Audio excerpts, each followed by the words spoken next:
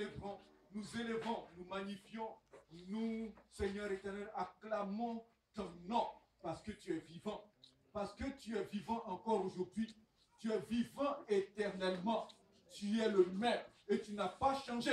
Et c'est toi qui encore ce matin nous assemble en ce lieu, en ton nom, afin qu'en ton nom, Seigneur éternel, ô Dieu, nous célébrions, Seigneur éternel, le Dieu vivant et véritable que tu es. En ton nom, Seigneur éternel, nous exaltions, Seigneur éternel, le Dieu vivant, grand et tout puissant que tu es. Nous disons merci pour tous tes bienfaits, car c'est toi qui nous tiens dans le creux de tes mains.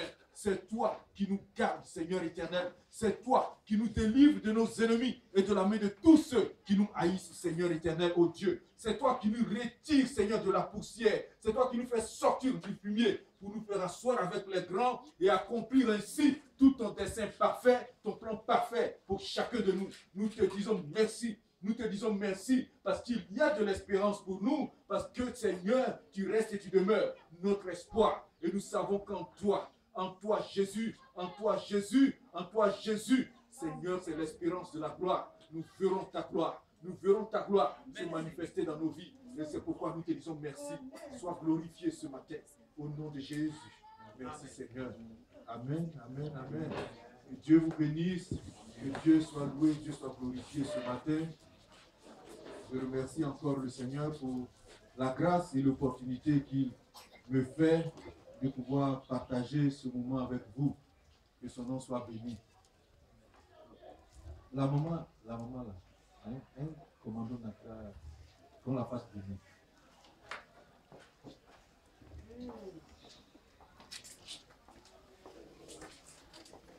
Je veux la saluer.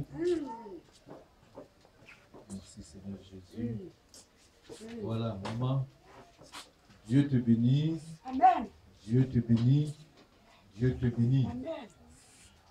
Le temps de Dieu est arrivé. Je ne sais pas si tu as commencé, mais c'est ce que je souhaite depuis ce matin. Pour que tu partes de maison en maison, pour que tu ailles là où le Seigneur t'envoie, pour témoigner non seulement qu'il est vivant en parole, mais c'est témoigner qu'il est vivant par la manifestation de sa puissance, parce qu'il t'accorde la grâce de guérir les malades, de guérir les malades. Et c'est pour cela qu'il t'a formé.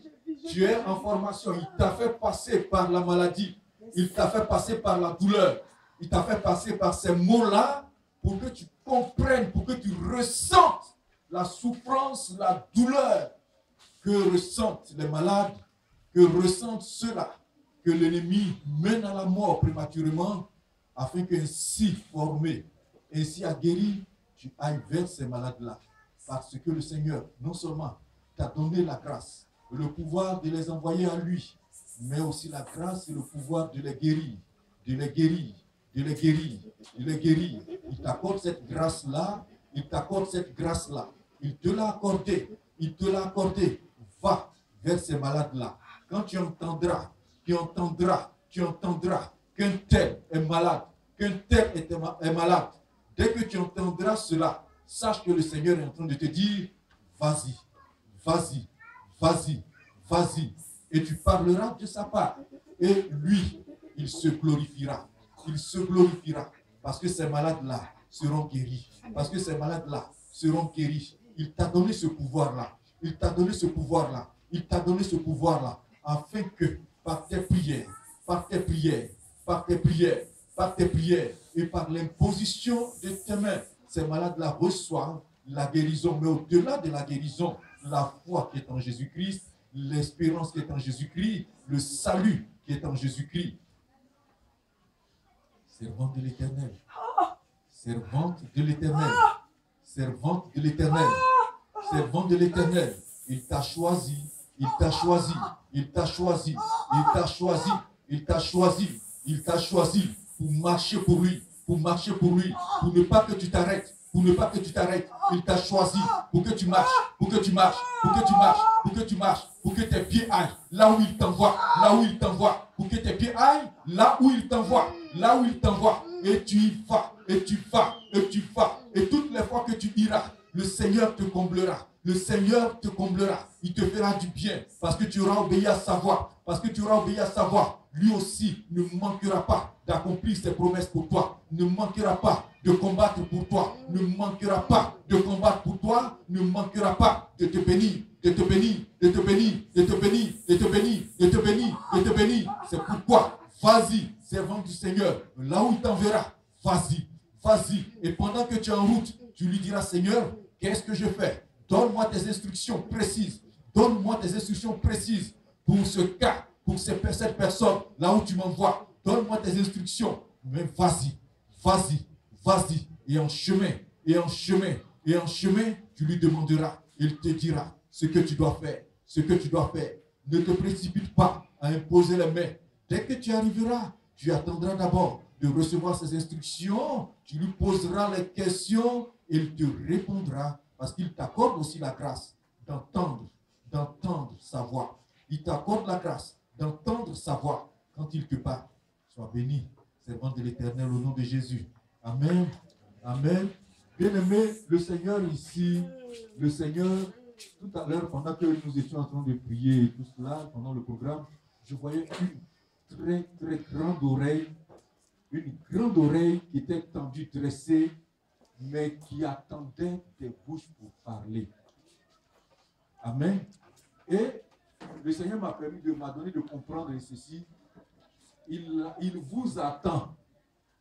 Il veut que vous lui parliez, mais vous ne lui parlez pas. C'est-à-dire que vous ne priez pas. Vous ne prenez pas le temps. Je ne parle pas d'ici, du culte. Mais quand vous êtes chez vous, allez et parlez-lui. Amen. Et le témoignage de la sœur tout à l'heure est une illustration de ce que je voulais partager avec vous. Il faut parler à Dieu parce qu'il est prêt, parce qu'il est disposé à vous écouter, à nous écouter. Amen. Et nous devons lui parler. Il y a la prière, c'est vrai, mais il y a parler avec Dieu. Dieu est notre Père. Et donc, il faut lui parler. Seigneur, je fais quoi? Mais je fais ça comment? Mais tu dis quoi? Pour telle ou telle situation, Seigneur, je fais quoi? Et tu attends de recevoir sa réponse parce qu'il parle. Il parle. Amen. Dieu parle. Et il l'entend. Et donc, il faut que nous ayons la force et le courage d'aller lui parler. Qui a parmi nous un ami intime? Est-ce qu'il y en a? Tu as un ami, tu as une amie? On lève la main. Dans tous les autres, là, vous n'avez pas d'amis. Ah, vous pensez que je dis quoi? Non, en fait, est-ce qu'on a des amis? Chacun a un ami. Moi, j'ai quelqu'un aussi. Est-ce que tu as quelqu'un avec qui tu parles? Est-ce qu'avec cette personne-là, vous avez des temps de rendez-vous? Vous avez des moments où, généralement, vous vous retrouvez? Est-ce que c'est comme ça se passe? Amen. Mais bien aimé, mais c'est la même chose avec le Seigneur. Amen. C'est vrai que nous pouvons parler au Seigneur à tout moment, mais ayons un temps pendant les 24 heures de la journée, que ce soit un temps du jour ou un temps de la nuit, mais ayons un temps, une heure où nous nous retrouvons avec lui pour parler avec lui. Amen. En dehors des programmes de prière d'ensemble. Et il faut que ce temps-là soit ton temps de rendez-vous avec Dieu. Amen. Il faut que ce soit ton temps de rendez-vous. Il faut te faire cette discipline-là pour avoir ce temps de rendez-vous avec Dieu. Et il va te parler, il va te donner des instructions. Amen. Pour ta vie. Tu lui diras aussi les questions que tu veux lui poser, tu les lui poses. Si tu lui dis, Seigneur, à partir d'aujourd'hui, voici mon temps de rendez-vous avec toi, il sera présent. Amen. Quand nous nous retrouvons ici à un culte, le Seigneur sait qu'à ce culte-là, c'est notre temps de rendez-vous avec lui au culte ici. Est-ce qu'il ne se manifeste pas? Quand nous venons pendant ce programme de culte-là, mais on sent sa présence. Pendant qu'il y a des millions et des millions de cultes qui se font dans le monde entier, mais le Seigneur est présent là où on a besoin de lui, là où on sait qu'il sait qu'on a rendez-vous avec lui. Amen. Et donc, le Seigneur se manifeste ici parce qu'il sait que là, on a rendez-vous avec lui. Donc, il vient et il est présent. Et si chez toi, à la maison, ou même dans un lieu, même pas dans la maison, si la maison il peut avoir des empêchements à la maison, que ce soit de jour comme de nuit, tu peux avoir un endroit, une maison inachevée par exemple, tu nettoies dans le coin là-bas. Mais toi, il faut t'assurer bien entendu qu'il n'y a pas de serpents là-bas, sinon tu feras des programmes vraiment mouvementés. Donc, mais tu cherches un endroit où tu sais que tu peux te retrouver avec le Seigneur. Et là, tu parles à ton Dieu. Amen. C'est important. C'est important. C'est important. L'exhortation que je veux te donner ce matin, que le Seigneur veut que nous retenions ce matin, c'est que non seulement Dieu, ton Seigneur te connaît, il te reconnaît et il sait tout. Amen. Il te connaît, il te reconnaît et il sait tout. C'est pourquoi il faut lui parler. Dieu nous connaît tous. Hein? Amen. On va prendre le livre de Jean, chapitre 21. Jean, chapitre 21.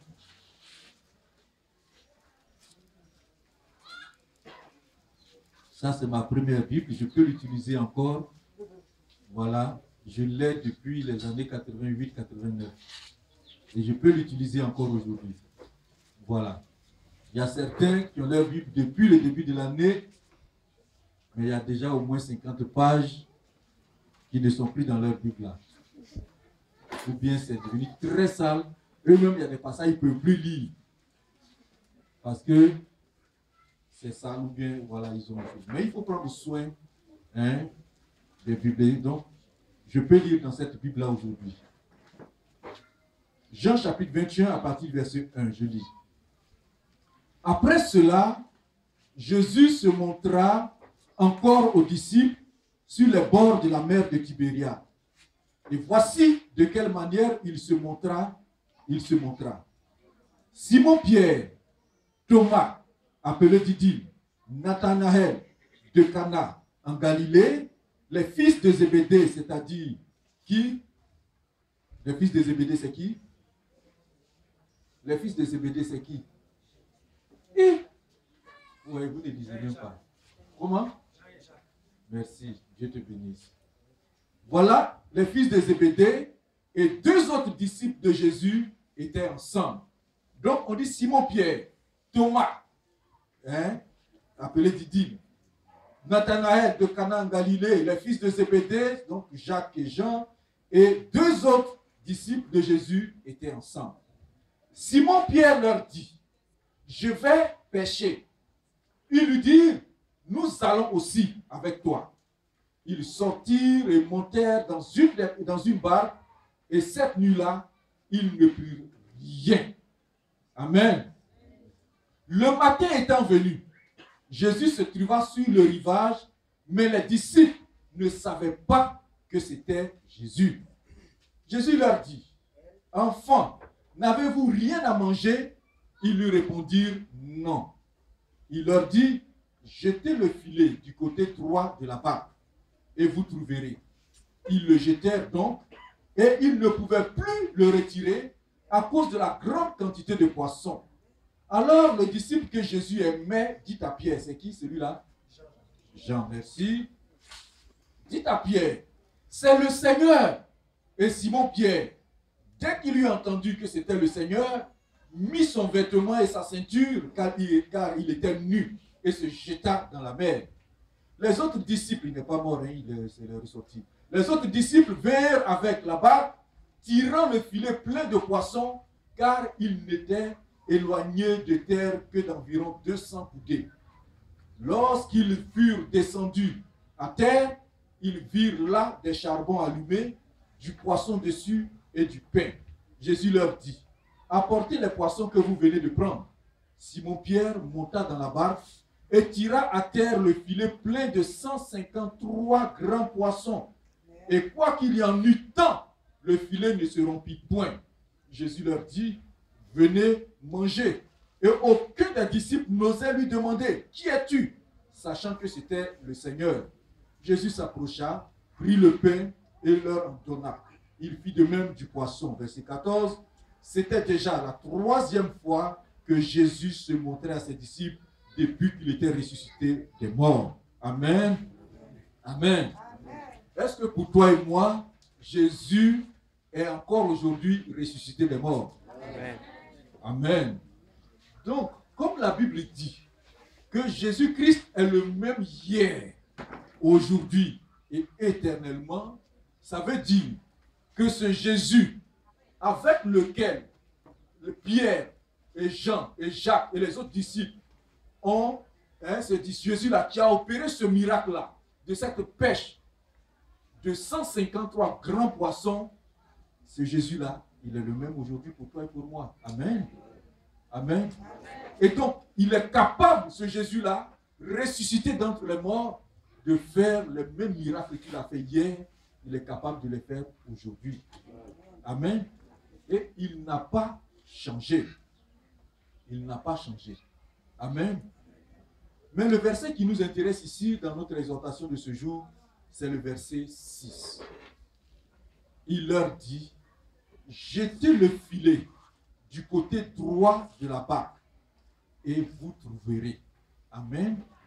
Ils le jetèrent donc et ils ne pouvaient plus le retirer à cause de la grande quantité de poissons. Bien aimé, je disais tout à l'heure que notre Seigneur Jésus nous connaît. Amen. Le Seigneur nous connaît.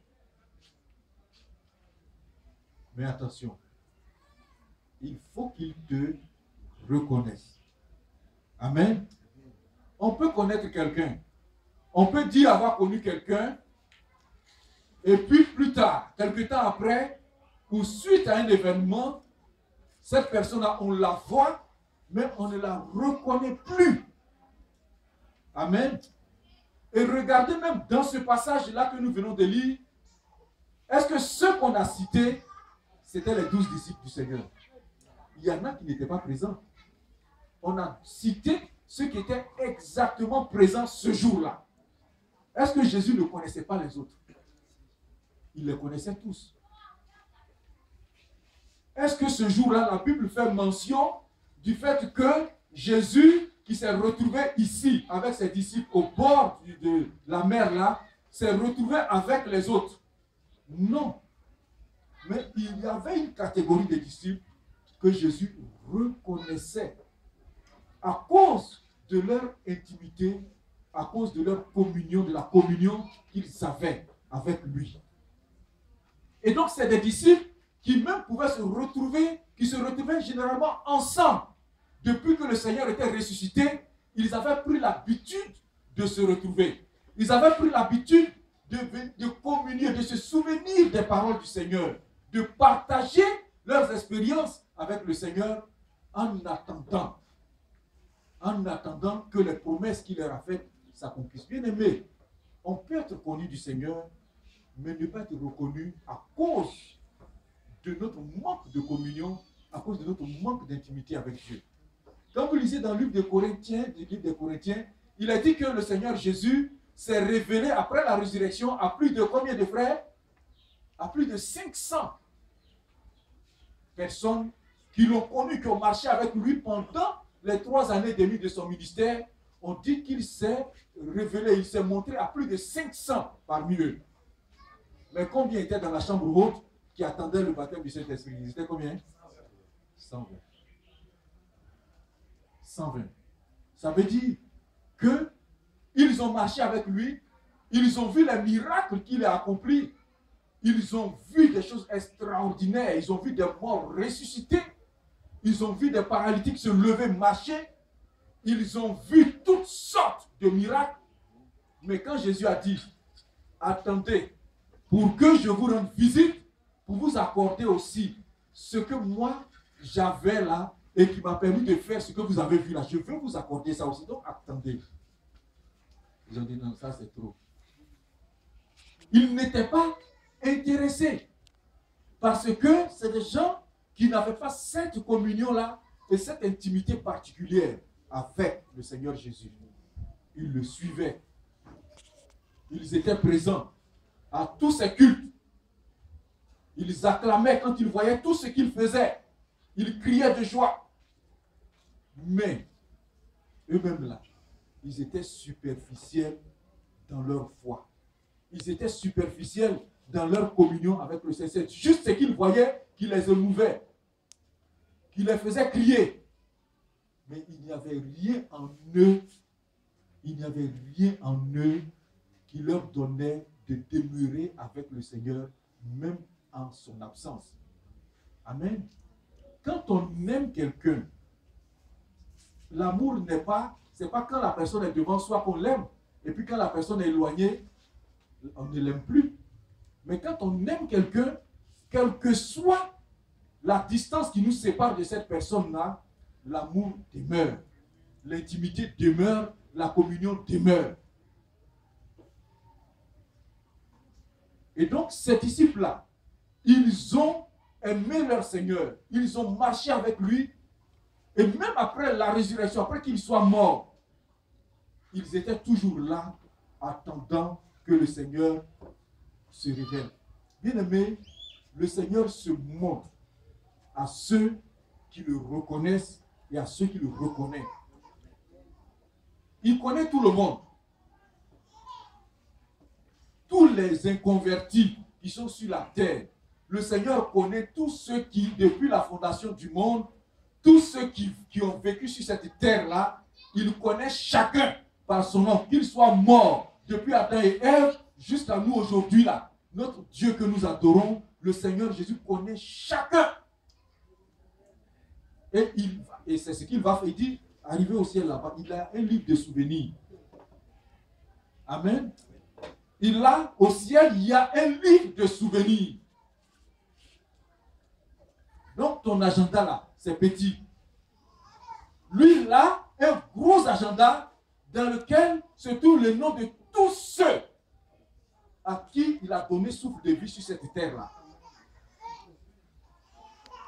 Il a un livre de souvenirs. Non seulement les noms sont écrits, mais toute l'histoire de chacun est devant. Il sait tout. Donc notre Seigneur nous connaît. Amen. Mais il veut te reconnaître. Quand il te voit, il veut te reconnaître. Et c'est parce que le Seigneur connaissait ses disciples-là. Et quand vous regardez même dans la Bible, vous voyez que c'est la plupart de ceux même avec qui il se retrouvait lors de certaines expériences dans son ministère. C'est eux qui sont là, avec quelques-uns. Le Seigneur non seulement les connaissait, et quand tu connais quelqu'un, tu connais ses goûts, tu connais ses habitudes. Le Seigneur connaissait ses disciples-là. Quand il devait venir, il dit ceux-là, je les connais. Je sais où je peux les trouver. Amen. Il savait que Pierre était quoi? Pécheur. Et il savait que Pierre, c'est lui qui aime toujours prendre le devant des choses.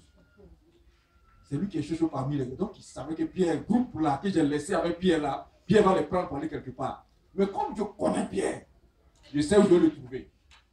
Et comme dans son groupe aussi, il sait qu'il y a deux personnes qui sont très influentes, qui marchaient aussi avec lui, et qui avaient le même métier que Pierre.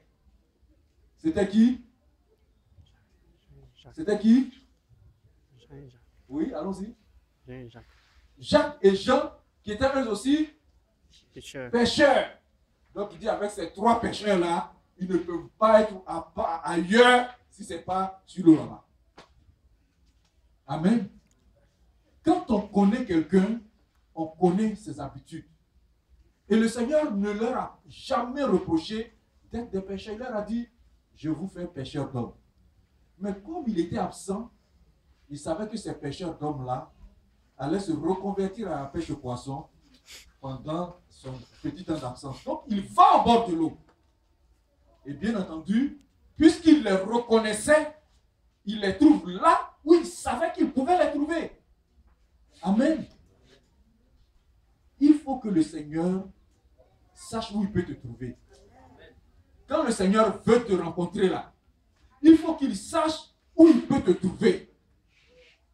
Souvent, tu es assis devant la télévision. Et ça, c'est vrai parce que c'est ce que je reçois. Tu es assis devant la télévision, tu es en train de regarder un film. Et pendant que tu es en train de regarder un film, tu sens que le Seigneur veut te parler. Tu sens ça. Parce que je ressens ça actuellement aussi. Tu sens que le Seigneur veut te parler. Tu luttes. Tu luttes. Tu luttes. Ah, Seigneur, faut attendre. Faut attendre. Je ne veux pas me faire raconter ça. Cette partie-là, il ne faut pas qu'on me raconte. Moi, je veux voir. Et quand tu finis le film, ton désir de cette rencontre avec Dieu a disparu. Amen. Le Seigneur, quand il veut te rencontrer, il faut te lever. Quel que soit ce que tu es en train de faire, il faut te lever. Et puis, va à ta rencontre avec le Seigneur. Amen. Je connais une servante de Dieu. Elle, quand elle reçoit un message pour toi, c'est à 2h du matin, 3h du matin, t'appelle. Je dis, si tu entends des choses avec ta femme, arrête, arrête. Je vais te parler, le Seigneur dit, voici. Elle est comme ça. Parce que le Seigneur a quelque chose à te dire. Donc, elle t'appelle, quelle que soit l'heure, et elle te dit, arrête tout ce que tu es en train de faire, parce que le Seigneur veut te dire quelque chose. Bien aimé, ce n'est pas normal ça, mais c'est juste. Quand le Seigneur veut te parler, et que tu sens que le Seigneur veut te parler, mais détache-toi de ce que tu es en train de faire et mets-toi à part. Mais tu t'entêtes, tu restes là. Film là. Ils ont déjà fini. Ceux qui tu vois là, ils ont bouffé l'argent des films là. Ils ont pris là, ils ont construit leur maison. Toi, tu n'as rien encore. Tu es assis devant la télévision, tu les insultes même. S'il est bête, s'il est mauvais que tu vois là, il a pris l'argent de mauvais là déjà. Il a construit une maison, il a payé voiture avec ça. Toi, tu es en train de l'insulter ici là. Lui, il a pris son argent déjà. Ton problème, c'est lequel? Cherche pour toi. Fais ton film aussi, fais le film de ta vie. Pour que d'autres regardent aussi et puis disent, voici un bon film. Mais quand tu finis le film là, c'est toi, et puis c'est toi, et puis c'est zéro. Donc, bats-toi, cherche. Le Seigneur les reconnaissait. Amen. Et donc, il est allé les trouver là où il savait qu'il pouvait les trouver. Toi, dans la journée là, c'est à quelle heure de la journée le Seigneur sait qu'il a rendez-vous avec toi? C'est à quelle heure? Est-ce qu'il y a une heure dans la journée où tu peux dire à ton ami ou à ta camarade, ah ma chère, excuse-moi, mais j'ai rendez-vous avec le Seigneur, je m'en vais. Et puis tu coupes avec tout le monde et tu vas dans ta chambre ou tu vas dans le lieu que tu as réservé où tu sais que vous avez rendez-vous là. Tu vas là-bas pour avoir ton rendez-vous avec le Seigneur. Bien aimé, il faut ça. Tu ne peux pas avoir tous les amis que nous avons. Nous avons un lieu de rencontre avec ces amis-là. Tous les amis qu'on a là, on a un lieu de rencontre avec eux. Tous ceux avec lesquels on a une intimité, on a une communion, mais il y a un lieu où on se retrouve. Si c'est une fois dans la journée, si c'est une fois chaque 2 jours, une fois chaque semaine, en tout cas, il y a un lieu où on se retrouve. Et puis, on échange, on parle avec ces personnes-là. Mais le Seigneur veut avoir aussi ce temps de rendez-vous là avec toi. Quand il te cherche là, il veut pouvoir te trouver. Mais le Seigneur te cherche, il ne te trouve pas. Parce que tu n'as aucun programme de rendez-vous avec lui. Il faut que désormais, tu aies un programme de rendez-vous avec le Seigneur. Il faut qu'aujourd'hui là, tu te dises que chaque jour, à partir par exemple de midi, c'est mon heure de rendez-vous avec le Seigneur. À partir de midi. Ou bien à partir de 13h. Ou bien à partir de minuit. ou bien à partir de 1h du matin, ou bien à partir de 5h, ou bien selon que l'Esprit de Dieu va te conduire, mais dis Seigneur, à partir d'aujourd'hui, je veux avoir un temps de rendez-vous avec toi. Où on va parler, où on va parler, toi et moi. Ici, là, nous tous, on parle ensemble. Et très souvent même, on est peut-être distrait même par prière de quelqu'un, parce qu'il y en a aussi qui ont des oreilles qui entendent à des kilomètres. Et donc, pendant qu'ils sont un peu, au lieu de se concentrer sur où est là, puis tu vas finir là, dès que tu prends la note, tu dis, telle personne a qui est? Et puis il va commencer à raconter. J'ai connu des personnes qui étaient à un programme de délivrance, je dis bien de délivrance, hein, où la personne même est dans le programme de délivrance là. Mais à la sortie, elle te fait le commentaire de comment l'autre est tombé. Quelqu'un qui a la délivrance, hein. Bien aimé, il faut avoir ton temps de rendez-vous avec le Seigneur. Donc, comme je disais, le Seigneur te connaît. Il veut te reconnaître. Et s'il te reconnaît, il saura où te trouver quand il a besoin de toi. Mais toi, donne-lui un temps. Parce que lui, tout le temps lui appartient. C'est toi qui dois lui dire, Seigneur, voici à tel moment. Sinon, lui, il a besoin de toi à tout moment. Mais comme il a disposé le temps et qu'il y a un temps pour chaque chose, alors dis-lui, Seigneur, à partir d'aujourd'hui, je veux avoir rendez-vous avec toi à telle heure. Il sera présent. Amen. Est-ce qu'il y en a qui ont déjà ce temps de rendez-vous-là avec le Seigneur? Ça, c'est bien. Persévérez dans cette voie. Ceux qui n'ont pas ce temps de rendez-vous-là, faites-vous ce temps de rendez-vous-là. Ça ne sera pas facile au départ. C'est au moment même de l'heure de rendez-vous que tu vas commencer à bailler. C'est au moment de cette heure de rendez-vous-là que souvent, on va t'appeler pour te dire, viens faire ceci, viens faire cela. Ne murmure pas, ne te plains pas. Va faire ce qu'on te dit de faire là. Parce que la personne qui te dit de le faire a autorité sur toi. Donc, tu vas faire. Le Seigneur qui est fidèle, c'est que c'est avec toi il a rendez-vous, ce n'est pas avec l'heure il a rendez-vous, c'est avec toi. Amen. Amen. Donc, tant que tu es disponible, tu reviens, tu lui dis, ah Seigneur, on avait rendez-vous il y a 1 heure de temps, mais comme tu as vu, j'ai été empêché, donc Seigneur, on revient. Parlez-lui comme ça. Je vous dis, ça se fait parce que moi, je l'expérimente aussi. Et ça se fait. Quand tu viens devant lui pour lui dire, pour lui parler, mais ça me passe. Amen. Amen. Il te connaît, mais il faut qu'il te reconnaisse. Et il faut qu'il te reconnaisse dans votre temps de rendez-vous, dans votre temps de rencontre. Et là, il sait que de temps, telle heure, il a un programme avec toi. Et tu vas voir. Prends cette habitude-là. Tu verras ce que tu vas faire. Amen. Amen. Je voudrais terminer sur ce point-là. Il sait tout. Amen. Il sait tout. Il te connaît. C'est général. Il te reconnaît. C'est personnel. C'est personnel. Il sait tout. Voici le Seigneur qui arrive au bord de l'eau. La Bible dit que les disciples qui étaient allés à la pêche étaient dans une barque qui était environ à 200 coudées du bord de la berge. Donc, 200 coudées, ça fait environ 55 cm. 55 cm. Parce que c'est comme ça, nous, on mesurait avant, même quand je jouais bille, là, on fait comme ça, puis on fait tout devant là. Et puis, on va encore, on fait.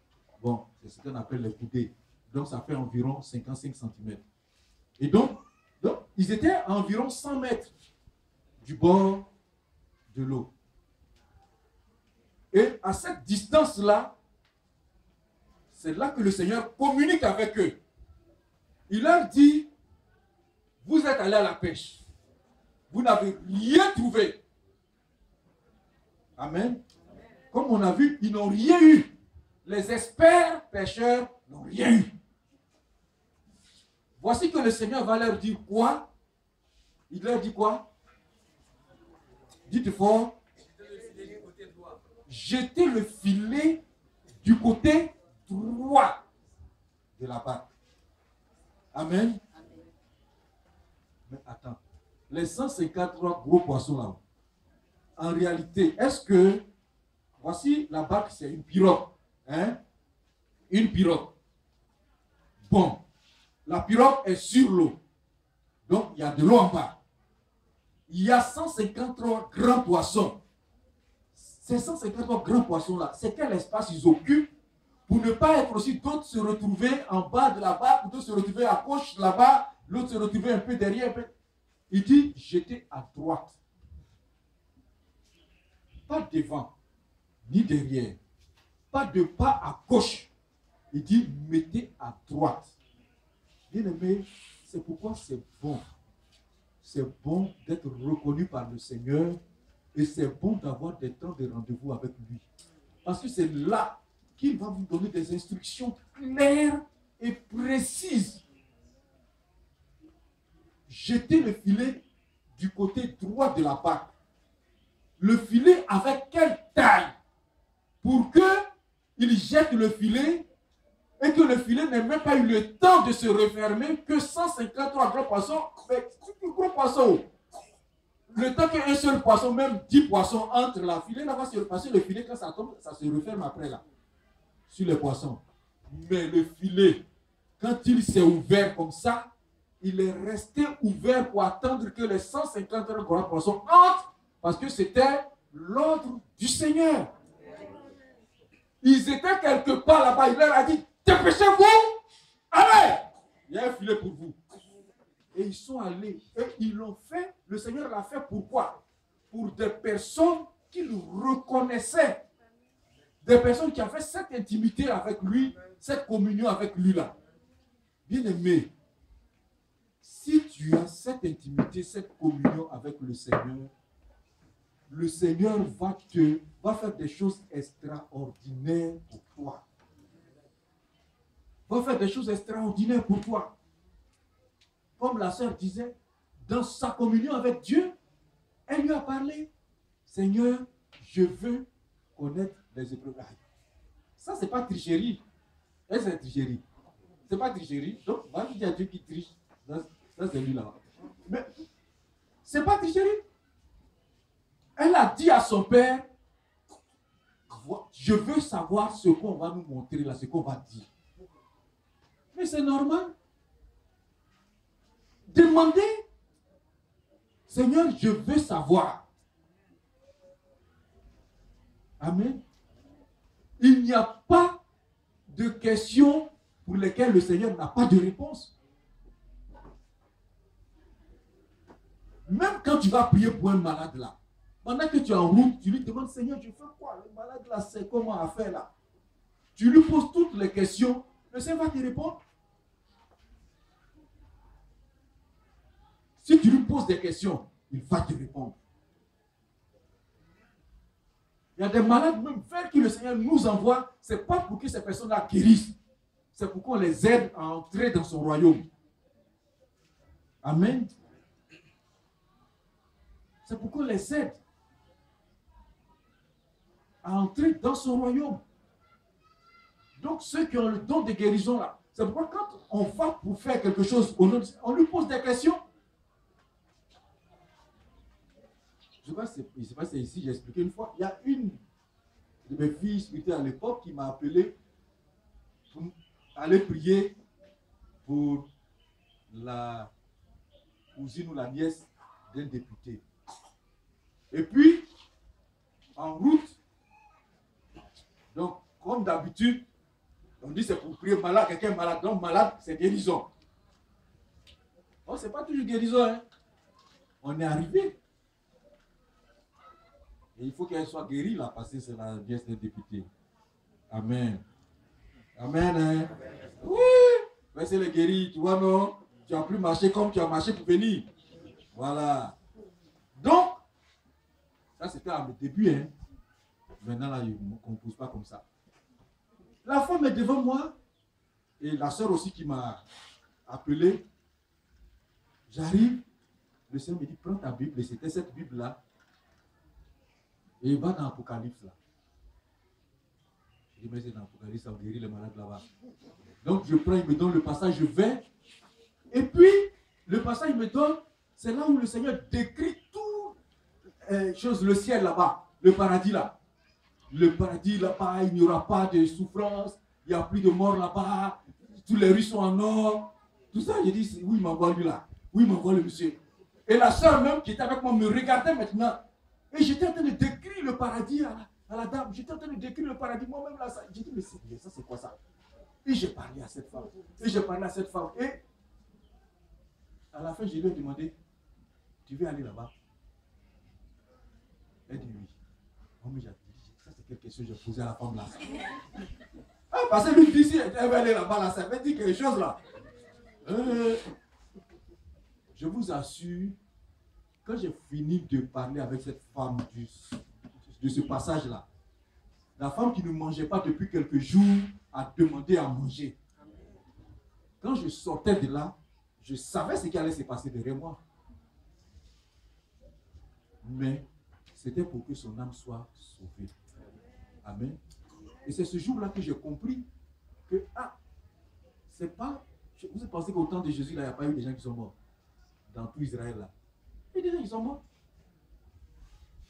Il y a eu des gens qui sont morts, qu'on a enterrés. Et donc, c'est pour ça que c'est bon de demander au Seigneur. C'est bon de demander au Seigneur. Et vous avez, même ici, vous vivez ça, ce qu'on appelle souvent les actions prophétiques. Donc, il y a des cas de maladie où tu arrives, et même le Seigneur le faisait. Mais ça, si ici, là, un des serviteurs de Dieu, au même moment, dit, envoyez chose, prenez le sable là-bas, là, je vais me cracher dedans, je vais mettre dans les yeux de quelqu'un qui tire là-bas aux yeux. Ah, comment ça dit? Elle veut faire quoi là? Elle veut faire quoi? Me cracher dans mes yeux. Mais c'est ça. Un homme est lépreux, malade, lépreux, lèpre forte comme ça. Un Syrien, Naaman. Il vient, le prophète lui dit, il faut aller te jeter dans l'eau là. Va, tombe dans l'eau là, puis quand tu sors, c'est fini. Il dit, moi, aller tomber dans l'eau. Ça veut dire quoi? On dit, tu pries pour les malades, tu guéris les malades, je viens pour que tu me guérisses, tu ne veux pas d'aller tomber dans l'eau. Mais chez moi, là, il y a l'eau mieux que chez toi ici. C'est pourquoi? Parce que le serviteur de Dieu ou la servante de Dieu prend le temps de communiquer avec Dieu. Et donc, chaque personne, chaque cas a sa particularité. Tous les malades ne se guérissent pas de la même manière. On n'est pas tous venus à Christ de la même manière. Et on ne mourra pas tous de la même manière. Ce n'est pas de la même manière qu'on va aller en Europe ou aux États-Unis pour ceux qui veulent voyager. On ne va pas de la même manière. Il y a une soeur qui est partie aux États-Unis parce que à l'église, c'était aux assemblées de Dieu à Yopougon. Elle était dans l'église, cette soeur-là. Et il y a une autre soeur de l'église qui a sa grande soeur qui est aux États-Unis, qui lui dit, viens, j'ai eu du travail, je vais faire tes papiers pour que tu me rejoignes. Moi j'ai pas d'avion, je peux partir là. J'ai trop pas d'avion. Voilà. C'est toi qui aimes prendre enfant des gens ici dans l'église. Faut partir. Il y a ma soeur qui dit chez quelqu'un là-bas, elle a fait enfant, elle a eu travail, quelqu'un n'a qu'à venir sur elle. Faut pas être partie. Voici comment elle est partie aux États-Unis. Elle a construit pour ses parents ici. On dit qu'elle aime prendre enfant des gens, elle n'a qu'à partir. Amen. Si tu es dans cette intimité avec Dieu, dans cette communion avec Dieu là, même grâce, c'est bon, c'est papa pour grâce, bénédiction là, pour que quelqu'un va prendre, ça va quitter la main de quelqu'un venir chez toi. Amen. Ça c'est dans la maison de Dieu. Hein. Alors que la Bible dit quoi? Les méchants même là, ils amassent pour les justes. Soyons dans cette intimité avec Dieu là. Amen. Allons, et c'est parce que nous serons dans cette intimité avec Dieu que nous pourrons entendre le Seigneur nous dire, jette ton filet du côté droit de ta barque. C'est parce que nous sommes dans cette intimité avec Dieu que nous pourrons entendre la voix précise de Dieu nous donner des instructions claires et précises. Amen. Et nous allons obéir à ça. Et Dieu nous bénira et Dieu nous élèvera. Amen. Mais si nous ne sommes pas dans cette communion-là, si nous ne sommes pas dans cette intimité, si nous ne communiquons pas avec notre Dieu, mais nous n'aurons pas ces instructions-là. Il a fallu que la sœur dise, Seigneur, je veux que tu me dises quelque chose sur ce qu'on va faire demain. Il a fallu qu'elle parle. Mais si elle avait voulu faire comme tout le monde, Seigneur, demain là, vraiment, c'est achevé. Au nom de Jésus, oh Seigneur, tous les sorciers qui vont contre moi, qui vont contre mon Christ, je prends ma chaise dans le sang de Jésus, je prends mon pain dans le sang de Jésus, mon pic dans le sang de Jésus, je me cahier, mes feuilles dans le sang de Jésus. Elle aurait pu faire ces prières-là conventionnelles que tous les font là. Je les liais tous. Elle pouvait les lier, mais ça n'avait rien à voir. Alors, la prière là, c'est pas une chose. Hein.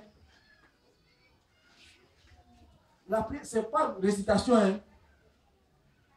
Quand on est conduit par l'Esprit de Dieu là, on sait ce qu'on va dire à Dieu dans nos prières. C'est pourquoi les intercesseurs là, il ne faut pas venir comme une intercession. Donc, on prend un sujet. Bon, prions pour la Côte d'Ivoire. Bon, ce sujet-là, on doit faire 45 minutes dessus, hein, parce que ça, c'est important. Non?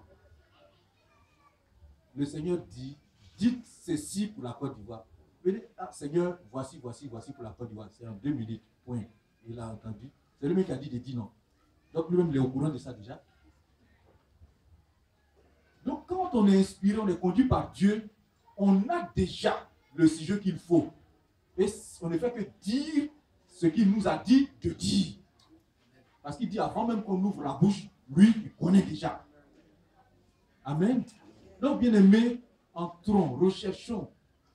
Non seulement le Seigneur doit nous connaître, mais il faut qu'il nous reconnaisse. Et nous reconnaisse dans un programme, dans un rendez-vous avec lui, chaque jour. Et là, nous allons recevoir ses instructions. Concernant n'importe quel sujet, comme elle s'est parlé à Dieu là, comme elle l'a fait pour son examen, mais elle n'aura pas de difficulté aussi à lui poser des questions par rapport à son mariage, par rapport à son travail, par rapport à ceci ou à cela. Ah ben Seigneur, j'ouvre mon compte dans quelle banque? Et puis le Seigneur te donne la banque où tu dois ouvrir ton compte. Pour tout. Je dis même pour tout. Même pour venir au culte, Seigneur, je porte quoi? Amen. Je porte quoi? Moi, j'ai été surpris ce matin de voir qu'elle était en jour comme moi. J'ai dit, mais pourquoi tu as porté mes cheveux que moi? Ben, moi, j'ai demandé, je porte quoi? Je sors, je viens, je la vois sur la terrasse. Je dis, mais on dit quoi? On n'a pas prévu ça. Elle avait demandé à Dieu. Moi aussi, j'ai demandé pour moi, mais je ne savais pas que ça allait être comme ça. Bien-aimés, c'est cela. Laissons-nous conduire par le Seigneur. Amen. Amen. Dieu est précis.